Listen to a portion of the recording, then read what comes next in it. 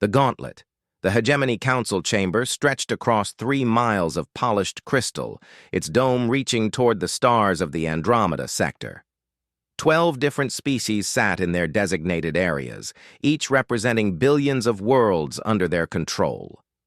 The Zephyrians floated in their gas chambers, their tentacles dancing through methane clouds. The crystalline hive mind pulsed with shared thoughts across their geometric forms.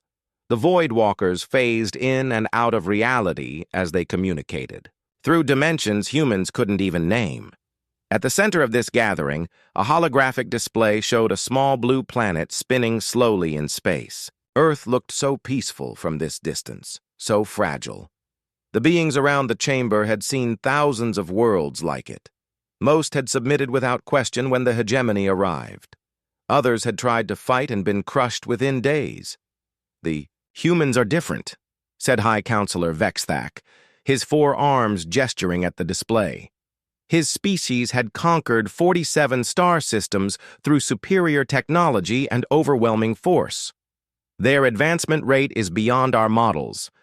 The other council members shared data through their neural links. In just 200 Earth years, humans had gone from riding animals to splitting atoms. In 50 more years, they had left their planet. In another 50, they had colonies on 6 worlds and were building faster-than-light ships. They must be... "Stopped!" declared the hive mind representative, their voice echoing from 1,000 crystal formations.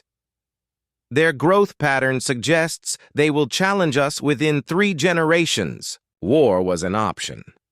The hegemony could deploy planet crackers and turn Earth into cosmic dust, but that would make them no different from the savage species they had conquered. The hegemony prided itself on being civilized. They gave inferior species chances to prove themselves worthy of survival. "We implement the Crucible Protocol," announced Vexthak. "We will test them. If they break, they will submit and serve as they should. If they survive, they may earn a place among us." The first test was simple. Humanity would be forced to establish a colony in the Kethvar system, where the star burned so hot that its radiation could cook flesh off bones in minutes. No species had ever survived there for more than 6 hours. The humans would either retreat immediately or die trying to stay. Either outcome would prove they were not ready to stand with the galaxy's true powers. Commander Elena Vasquez stood on the bridge of the UES Defiance, watching the Kethvar star fill their main screen. The radiation readings made her instruments scream warnings. The heat levels were beyond anything humans had ever faced. Her crew of 300 waited for her orders. "Ma'am," said Lieutenant Torres at the sensor station, "the radiation is 12 times what our ships can handle. Our hull will start melting in 4 hours." Elena had read the hegemony's message. This was a test. They expected humans to turn around and go home. They expected humans to admit defeat before even trying. "Chief Martinez," she called to her engineering officer, "what do we have to work with?" Chief Martinez pulled up inventory lists on his screen. "We've got mining equipment for asteroid operations, hull patches for micrometeor damage, and about 300 people who really don't like being told something can't be done." Elena smiled. "Then let's show these aliens what humans do when someone says impossible." The next 18 hours turned the Defiance into something that would have horrified ship designers back on Earth. The crew stripped every non-essential system for materials. They welded asteroid mining shields onto the outer hull. They rerouted cooling systems through improvised channels made from cargo containers filled with ice from the ship's waste recycling system. When the radiation started cooking their outer sensors, they built new ones from spare electronics and mounted them on extendable arms that could be pulled back into shielded compartments. When their main computers overheated, they moved operations to the cargo bay and cooled the systems with liquid nitrogen meant for the hydroponic gardens. "This shouldn't work," muttered Dr. Sarah Kim, the ship's science officer, as she watched. "Temperature readings that should have meant death somehow hold steady at merely dangerous levels." "Tell that to the ship," Elena replied, watching their makeshift shields hold against radiation that had killed entire alien expeditions. The hegemony. Observers couldn't believe their instruments. The human ship wasn't just surviving in Kethvar, it was thriving. They watched through long-range scanners as the humans deployed mining equipment and began harvesting materials from asteroids that no one had ever been able to approach. Within a week, the humans had built a space station. Within a month, they had established mining operations throughout the system. Within 3 months, they were selling rare metals to trader ships at the edge of the system, metals that could only be found in the crushing radiation of Kethvar's hellish environment. "How?" asked Counselor Zephyran, their gas-filled chamber swirling with confusion. "Our best scientists said survival was impossible." "Apparently," Vexthak replied slowly, "no one told the humans that. The humans hadn't just survived the test. They had turned it into a business opportunity. Ships from across the sector began arriving to buy materials that could only be mined in Kethvar's deadly radiation. The humans hired alien crews to transport goods while they stayed in the system, building bigger stations and more efficient mining operations. Elena stood in the observation deck of what they now called Furnace Station, watching human workers in improvised radiation suits harvesting crystals that grown in the star's deadly light. The suits shouldn't have worked. They were made from mining equipment, spare hull plating, and recycled air systems. But they did work, because humans had made them work. "Commander," Lieutenant Torres approached with a data pad. "We're getting transmission from Earth." The hegemony sent them a message. Elena took the pad and read the alien communication. It was brief and confused. The hegemony wanted to know how humans had survived what they called certain death. They wanted to understand what technology humans possessed that their own scientists had missed. Elena laughed, a sound that echoed through the station corridors. "Send them our technical specifications, all of them, every improvised fix, every jury-rigged system, every impossible solution we came up with." "Ma'am?" Torres looked confused. "They think we have some secret technology," Elena explained. "They don't understand that our secret weapon is just refusing to accept that something can't be done. When they see our blueprints, they'll realize we built all this out of spare parts and stubbornness." The technical data packages reached the hegemony 3 days later. Their best engineers studied the human solutions and found them theoretically impossible. The cooling systems should have failed. The radiation shielding should have been insufficient. The power distribution networks should have overloaded within hours. But the evidence floated in space before them. Furnace Station grew larger every day, its impossible systems functioning perfectly because humans had decided they would function. "They don't follow our laws of physics," whispered a crystalline engineer. "No," Vexthak corrected, watching the station's lights twinkle against the deadly star's glare. "They follow them.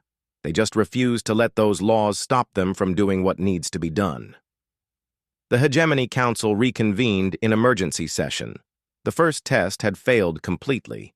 Instead of breaking human spirit, it had given humans a foothold in one of the galaxy's most dangerous systems. Instead of proving human weakness, it had demonstrated something that made the ancient species nervous. Humans didn't just adapt to impossible conditions. They turned impossible conditions into advantages. "Prepare the second test," Vexthak ordered, though his voice carried less confidence than before. Perhaps pressure will succeed where heat failed. But as he watched the data streams from Kethvar, showing human mining operations expanding into areas where the radiation should have been instantly lethal, Vexthak began to wonder if they were testing the humans or if the humans were testing them. The depths, the ocean world of Abyssos stretched before Dr. James Chen, like a nightmare made of water. Through the porthole of the transport ship, he could see the planet's surface churning with storms that had raged for millions of years. Beneath, those waves lay pressures that could crush starships and atmospheric conditions toxic enough to dissolve most known materials within minutes. "The pressure at the settlement depth is 400 times Earth normal," reported Captain Lisa Park, reading from her instruments. The water contains sulfuric compounds that will eat through most metals. The atmospheric pressure in the underwater pockets registers as incompatible with life on every scale we have. James nodded, studying the data. This was the hegemony's second test. After humanity's unexpected success in the HFY system, the Alien Council had chosen conditions even more extreme. 17 different species had attempted to colonize Abyssos over the past 1,000 years. The longest any had survived was 6 days. "They expect us to fail," said Dr. Maria Santos, the expedition's engineer. "The betting pools on the hegemony worlds are giving us less than 48 hours. "Then we'd better exceed expectations," James replied, checking his diving equipment one more time. The suits they wore looked like they had been assembled in someone's garage, which wasn't far from the truth. Unable to access hegemony technology, human engineers had built deep-pressure gear from mining equipment, spacecraft components, and whatever materials they could acquire through trade. The suits were bulky, awkward, and according to every simulation, completely inadequate for Abyssos conditions. But James had learned something important from the reports coming out of HFY. Sometimes human engineering worked precisely because it ignored what was supposed to be possible. The first dive almost killed them. The pressure crushed their initial shelter within hours. The acidic water ate through their hull patches. Their air recycling systems clogged with toxic particles. By all rights, the mission should have ended in disaster. Instead, James found himself sitting in the twisted wreckage of their first habitat, using a welding torch powered by their emergency. Batteries to seal cracks in a wall that shouldn't have been holding pressure at all. "This is insane," muttered Lieutenant Colonel Rodriguez, holding a light while James worked. "We're 4 miles underwater on an alien world, fixing our shelter with spare parts and prayer." "The prayer's optional," James replied, finishing another. "Weld. The spare parts are doing most of the work. By the end of the first week, they had learned to make their impossible situation work. When the acidic water dissolved their metal joints, they switched to ceramic compounds baked in improvised kilns powered by geothermal vents. When the pressure crushed their air systems, they redesigned them using principles borrowed from deep sea, creature biology that humans had studied in Earth's oceans. The breakthrough came when Dr. Santos realized that Abyssos's crushing environment could be an advantage rather than an obstacle. The immense pressure could power mechanical systems without electricity. The toxic chemicals in the water could be processed into useful materials. The geothermal activity could provide unlimited energy. "We're not trying to survive here," she announced during a planning meeting in their increasingly stable underwater base. "We're trying to live here. There's a difference." Within a month, the human settlement had grown from a single damaged shelter to a complex of interconnected domes spreading across the ocean floor. They weren't just surviving the pressure, they were using it to power manufacturing systems that produced tools and materials impossible to create anywhere else. The hegemony. Observers watched in growing amazement as human engineering teams began harvesting resources from Abyssos's depths. The extreme pressure allowed them to compress materials into super-dense composites. The toxic atmosphere provided rare chemical compounds. The geothermal vents powered industrial processes that operated more efficiently than anything in hegemony. "Space! They're building cities," reported observer Kyle Thon, his sensor data streaming back to the council chambers. "Not just shelters, cities, with manufacturing centers and research facilities and recreational areas."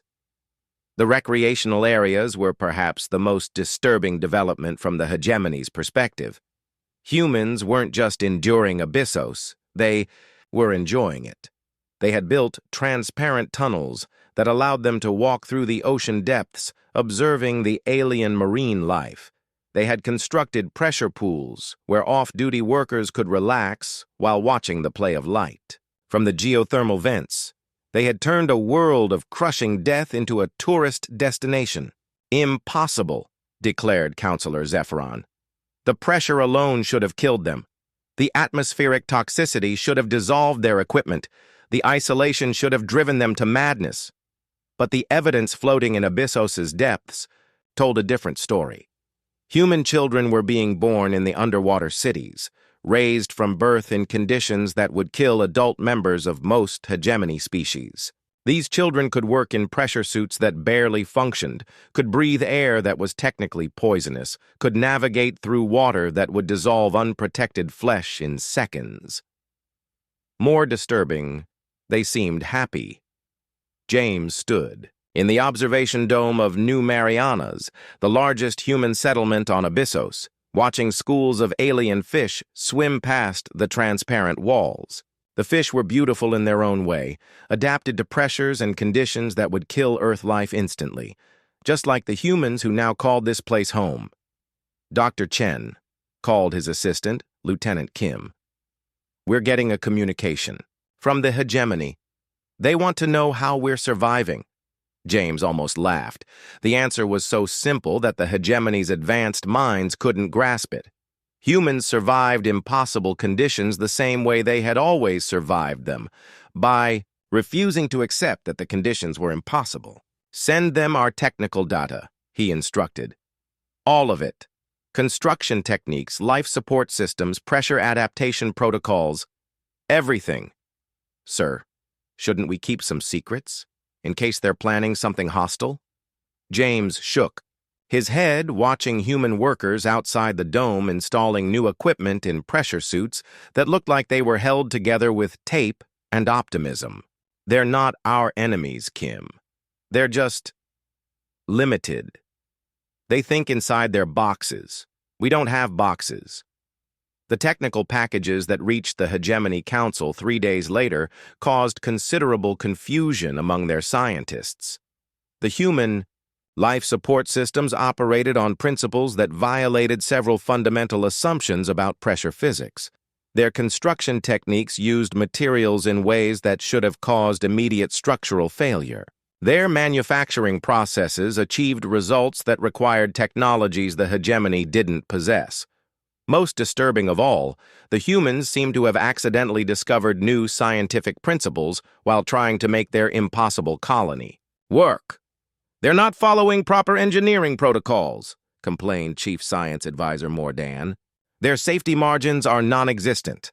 Their backup systems are improvised. Their entire infrastructure should collapse within days." "And yet," Vexthak observed, studying the data from Abyssos, "their cities are expanding. Their population is growing.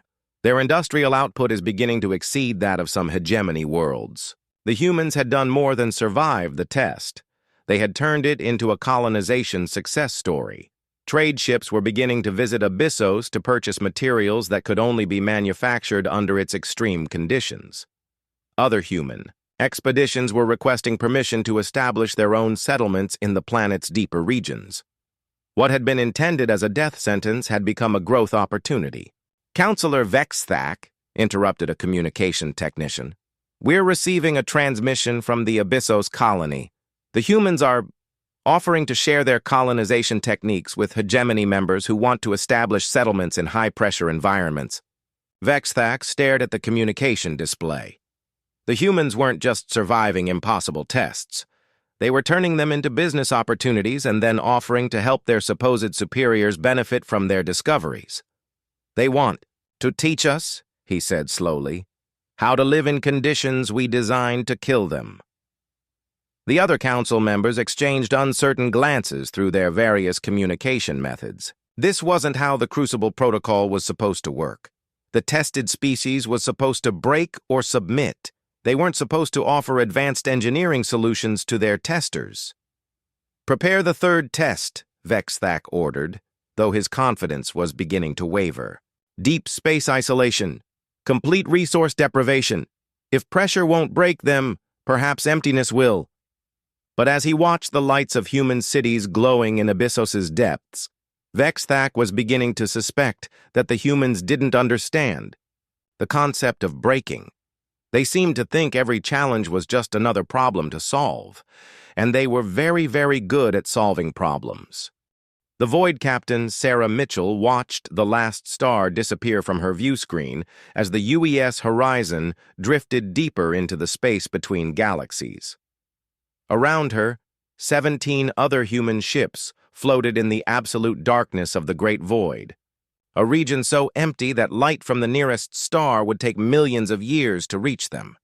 This was the hegemony's third test, and their most cruel. They had used their advanced technology to transport the human fleet far beyond any hope of rescue or resupply.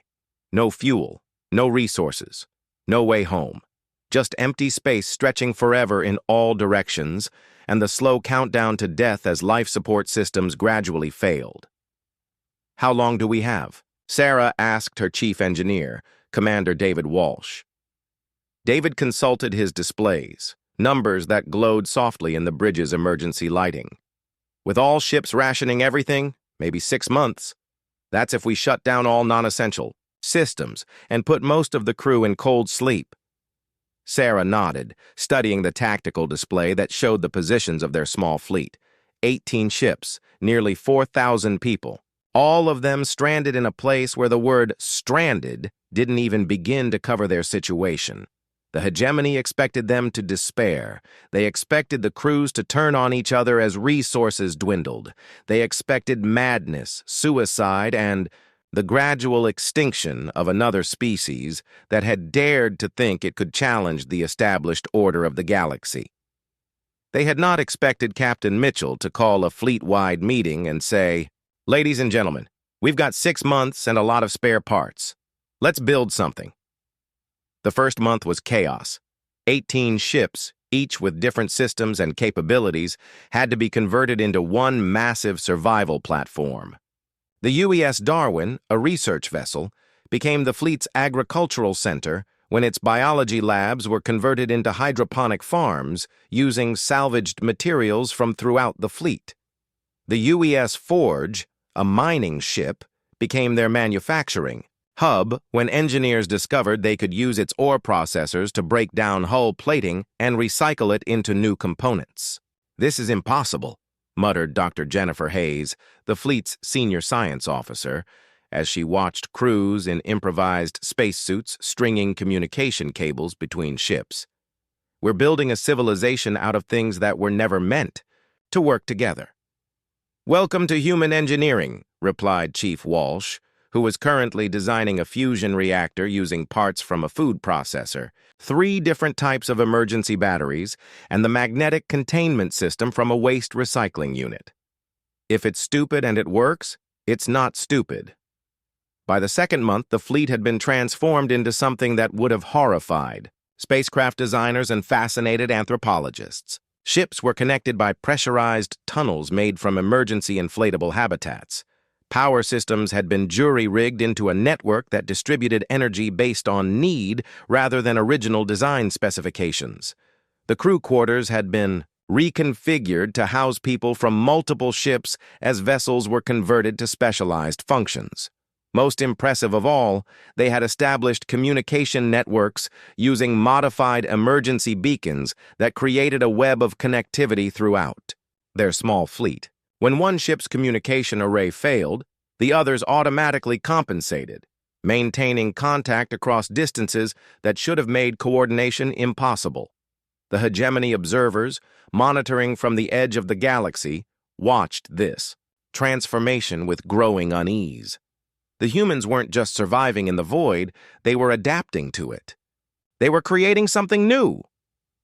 "They're building a generation ship," reported observer Tel Nash.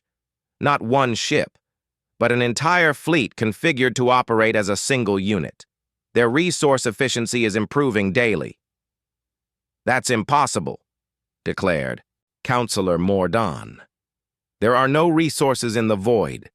Nothing to build with, nothing to sustain life." "They're using themselves as resources," Tel Nash explained. "They're cannibalizing their own ships to build something better. And it's working." The third month, the impossible had become routine. The fleet had established asteroid mining operations using debris they had created by carefully breaking down non-essential ship components. They had built manufacturing systems that could produce tools, spare parts, and even luxury items from recycled materials. They had developed closed-loop life support systems so efficient that they were actually producing surplus oxygen and water. Most remarkably, they had created a society. The Void Fleet, as they called themselves, had developed its own culture, its own government, its own ways of solving problems that had never existed before. Children were being educated in classrooms built from cargo containers. Artists were creating sculptures from recycled hull plating. Engineers were designing improvements to systems that already shouldn't have been working. Captain Mitchell stood in what they now called Central Command, a space that had been built by connecting the bridge sections of 3 different ships. Around her, officers from all 18 vessels coordinated operations that kept their impossible civilization running. "Captain," reported Lieutenant Commander Park, "we're getting some interesting readings from the deep space sensors. There are objects out there. Old ones." Sarah studied the sensor data, frowning at the distant signals. "Ships? Maybe. Or stations. Or something we don't have words for. They're ancient, Captain. Millions of years old. And they're drifting in the void, just like we are." Sarah smiled, the expression that had become famous throughout the fleet as the look that meant humans were about to do something that would terrify sensible species. "Prep a salvage team. If there are derelicts out there, they might have materials we can use." "Ma'am," Park said carefully, "these objects are millions of years old, from species we've never encountered. We have no idea what they are or what they might contain." "Then it's time to find out," Sarah replied. "We're already living in impossible conditions. Might as well explore impossible artifacts while we're at it." The salvage operations that followed discovered wonders and horrors in equal measure. Ancient ships from species that had vanished before Earth's sun was born, technology that operated on principles humans barely understood, materials that shouldn't have existed, and energy sources that defied current scientific models. The humans did what they always did with things they didn't understand. They figured out how to make them work. By the 4th month, the Void Fleet had grown beyond its original 18 ships. Using materials salvaged from ancient derelicts and manufacturing techniques that bent the laws of physics through sheer stubborn determination, they had built new vessels. Not just replacements for the ships they had cannibalized, but improved versions that incorporated technology from a dozen different extinct civilizations. "They're not just surviving," Telnash reported to an increasingly disturbed Hegemony Council. "They're thriving. They've built an entire civilization in the void, and they're expanding." The expansion was the most troubling development. Human salvage teams were ranging farther from their main fleet, discovering more derelicts and establishing supply stations throughout a region of space that was supposed to be empty. They were mapping the void, cataloging its hidden contents, turning the emptiness between galaxies into their own private frontier. When the 6th month arrived, the point at which the humans should have been dying of resource depletion, the Void Fleet celebrated with a festival that lasted 3 days. They had enough supplies to last years. They had manufacturing capabilities that exceeded many planetary civilizations. They had discovered technologies that would revolutionize space travel. Most disturbing of all, they seemed happy. "Captain Mitchell," came a transmission from the edge of the galaxy. "This is Counselor Vex Thack of the Hegemony. We would like to discuss your situation." Sarah accepted the communication in Central Command, surrounded by officers who had become family and friends over the months of impossible survival. "Counselor Vex Thack, are you here to collect us for your next test?" No. We would like to understand how you have accomplished what you have accomplished. Our models predicted complete mission failure within 6 months."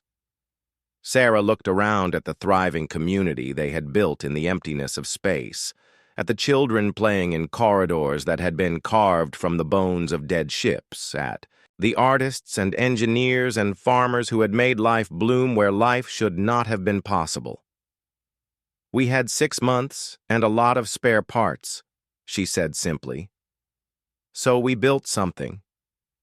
But the resources were everywhere once we learned how to see them.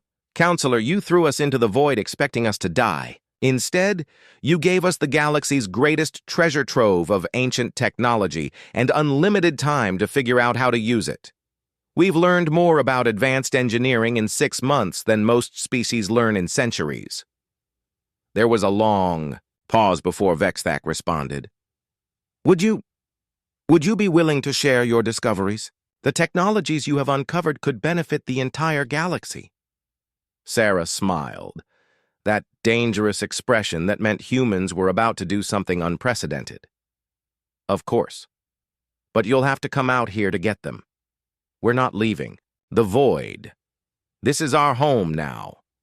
The idea that anyone would choose to live in the emptiness between galaxies, would prefer it to the civilized regions of space, was so alien to the new paradigm. The Hegemony Council chamber had never been designed for emergency sessions that lasted 3 days straight.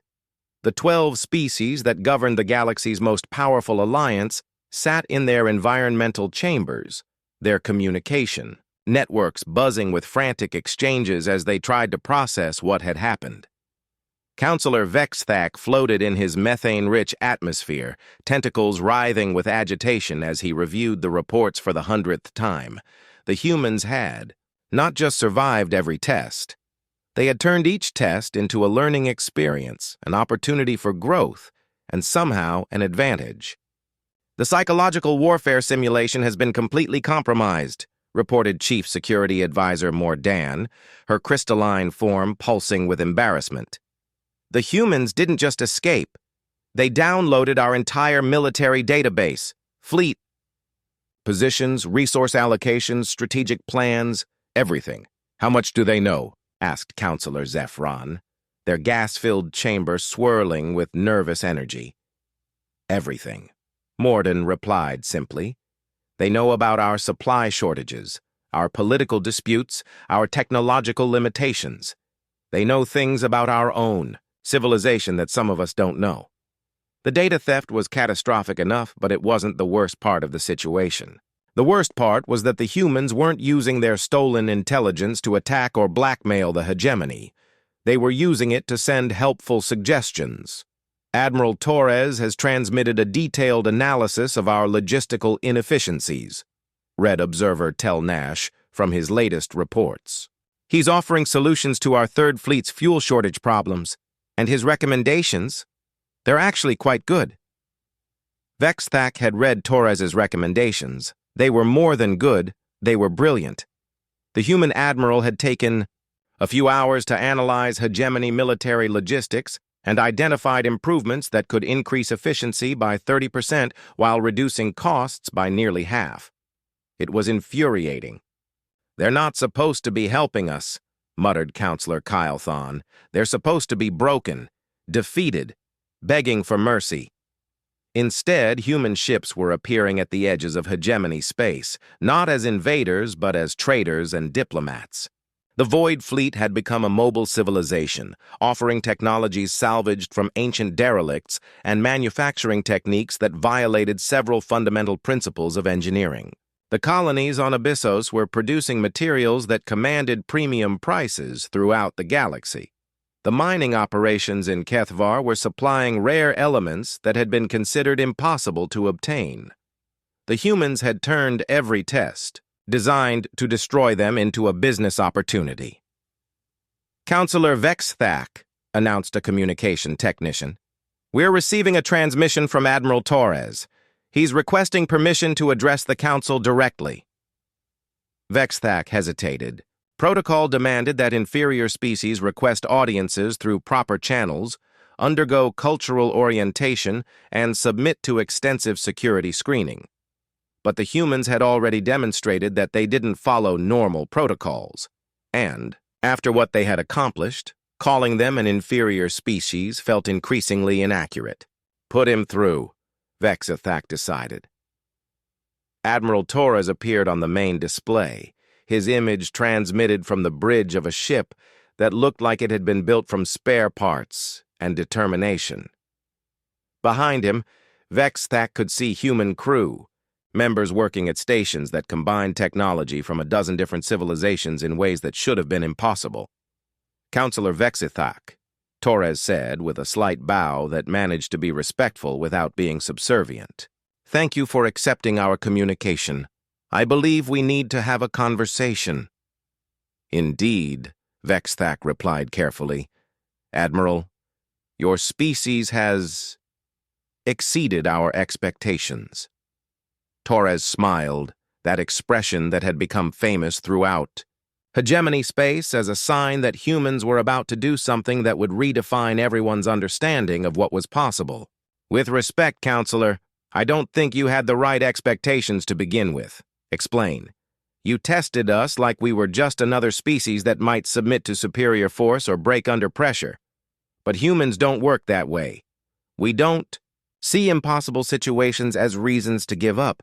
We see them as problems to solve, and we're very good at solving problems." Around the council chamber, representatives of 12 ancient civilizations listened to a human explain why their tests had failed so completely. "Every challenge you gave us taught us something new," Torres continued. "Kethvar taught us how to work in extreme radiation environments. Abyssos taught us pressure engineering and resource extraction from hostile worlds. The Void taught us how to build civilizations from nothing and how to integrate technologies from multiple sources. Your psychological simulation taught us how your military and political systems work." "You stole classified information," Mordan interjected. "You gave us access to it," Torres replied matter-of-factly. "We just used what you provided more effectively than you expected. That's what humans do. We take whatever resources are available and make them work better than they're supposed to." Vexthak found himself reconsidering everything he thought. He knew about species evaluation. The Crucible Protocol had been designed to test inferior species and determine their fitness to serve the hegemony. But the humans hadn't been tested. They had been educated. Every challenge had made them stronger, smarter, and more capable. "What do you want from us, Admiral?" he asked. "Partnership," Torres replied without hesitation. "You're dealing with resource shortages, logistical inefficiencies, and technological stagnation. We're dealing with being new to galactic civilization and needing to establish our place in it. We can help each other." "You want to join the hegemony?" "We want to work with the hegemony. There's a difference. We're offering to share our discoveries, our techniques, our solutions to problems you've been struggling with for centuries. In exchange, we want recognition as equals and access to the galactic community." The concept of equality was almost unthinkable to many council members. The hegemony was built on the principle that advanced species guided and controlled lesser ones. But the humans had demonstrated capabilities that surpassed many hegemony members in key areas. "You realize," Vexithak said slowly, "that what you're proposing would change the fundamental structure of galactic civilization." "Good," Torres replied. "It needs changing. You've created a system where everyone knows their place and stays in it. That leads to stagnation. We're offering to shake things up, to bring new ideas and new ways of solving old problems." Over the next several hours, Torres presented the Council with a detailed proposal for human integration into galactic society. It wasn't a request for membership or submission, it was a business plan for revolutionary collaboration. Humans would share their adaptation techniques, allowing hegemony species to colonize worlds previously considered uninhabitable. They would provide manufacturing solutions that increased efficiency while reducing resource consumption. They would offer engineering consultation for projects that had been stalled by seemingly impossible technical challenges. In return, they wanted trade agreements, cultural exchange, and recognition as an independent civilization capable of making its own decisions about its future. "Your proposal is unprecedented," admitted Councillor Zephron. "No species has ever demanded equality as a condition of cooperation. No species has ever survived your tests and come back offering to help you improve your own systems," Torres pointed out. "Maybe it's time to try something unprecedented." The debate that followed lasted 2 days. Some council members argued that accepting human equality would undermine the entire hegemony structure. Others pointed out that the humans had already demonstrated capabilities that exceeded many member species. A few suggested that the humans were too dangerous to be allowed to operate independently. Vexthak found himself caught between traditional thinking and the evidence of his own observations. The humans had been meant to break under pressure. Instead, they had turned pressure into a tool for growth and innovation. They had been isolated to die in the void. Instead, they had built a thriving civilization and discovered technologies that could benefit the entire galaxy. Most importantly, they had been given every reason to hate and fear the hegemony. Instead, they were offering to help. "Admiral Torres," Vexthak said finally, "your proposal is accepted, not by unanimous vote," he added, glancing at several council members who were still registering objections, "but by majority decision. Humanity will be recognized as an equal partner in galactic civilization." Torres nodded, unsurprised by the decision. "Thank you, Counselor. I think you'll find this arrangement beneficial for everyone involved." "There is one condition," Vexthak added. "We want to understand how you do what you do, your adaptation methods, your problem-solving techniques, your ability to succeed in impossible conditions. We want to learn." Torres's smile widened. "Of course, that's what partnerships are for, mutual learning. But I should warn you, our methods might seem strange to species that are used to following established protocols." "What? Do you mean?" "We make it up as we go along," Torres explained. "When we encounter a